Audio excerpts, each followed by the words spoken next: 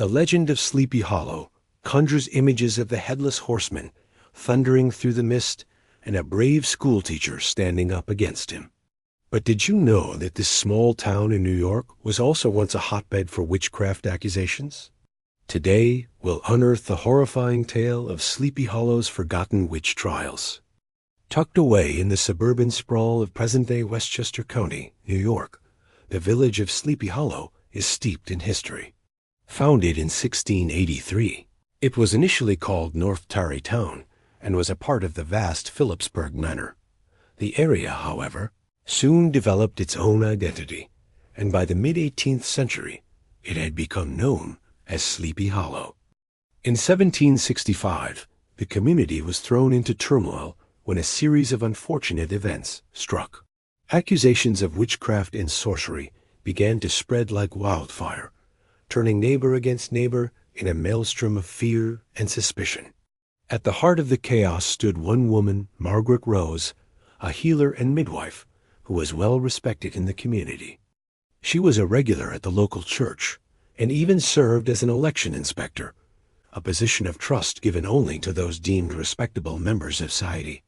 However, when misfortune befell several families in the area, fingers pointed towards Margaret Rose. Superstitions ran rampant, and people began whispering that she had bewitched several young girls. Soon, more and more townspeople fell under the spell of these accusations, leading to a crescendo of fear and hysteria. In the midst of this rising tide of suspicion, two ministers, the Reverend John Wise and the Reverend James Wilmot, stepped forward. Their duty was to determine whether Margaret Rose was indeed a witch. What followed was a series of terrifying interrogations designed to extract a confession from her. Questioned alone and together, the ministers allegedly tormented her for hours, demanding she admit to her supposed crimes.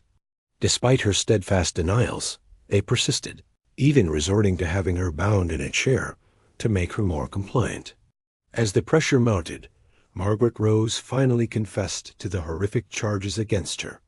In her desperation, she implicated others in her supposed coven, naming 7 additional women who, like her, were now accused of practicing witchcraft. With the net of suspicion widening, the authorities wasted no time in taking action. The accused were arrested and brought before the court. Among them was the wife of a prominent landowner, Susanna Martin, and Margaret Scott, a former servant who had recently moved to Philadelphia. Now living in relative luxury, after marrying the son of a wealthy merchant, she was considered an outsider in the community and an easy target for suspicion. The third member of this accused coven was Elizabeth Howe, a middle-aged woman who lived with her brother-in-law and was known for her skill in herbal medicine. With confessions in hand, the judges had seemingly secured their case. And on March 19, 1765, a grand jury indicted all 8 women. The community was up in arms. Accusations flew thick and fast, and the accused were shunned and vilified. The townspeople demanded justice, eager to rid their community of what they saw as a grave threat. But where did these accusations come from? What led these seemingly ordinary people to believe that their friends and neighbors were witches? The answer lies in the darkness of human nature, a cocktail of fear, superstition, and the desire to blame someone for life's misfortunes.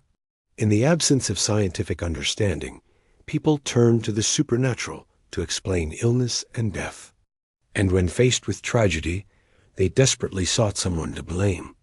In a society that revered God and shunned anything remotely connected to the occult, the stakes were incredibly high. Being accused of witchcraft was akin to being branded a servant of the devil. It meant social ostracism, dispossession, and in many cases death. As the witch trials progressed, more and more women were ensnared in the web of accusations. In total, 8 women and 1 man lost their lives, either through execution or by confessing to the crime of witchcraft. In the aftermath of the trials, a sense of unease and distrust settled over the community. People began to look at each other with suspicion, wondering who among them could be hiding a dark secret. Even those who had been exonerated found it difficult to shake off the shadow of doubt that had been cast upon them. The Sleepy Hollow witch trials stand as a stark reminder of the darkness that can consume a community when fear and superstition take hold. The story of Margaret Rose, Susanna Martin, and Elizabeth Howe is a tragic testament to the power of accusation and the importance of critical thinking in the face of adversity. Their story is not just a relic of the past, but a cautionary tale for the future, reminding us that even in the darkest of times, the truth shall prevail. Thank you for watching. Please subscribe for more updates.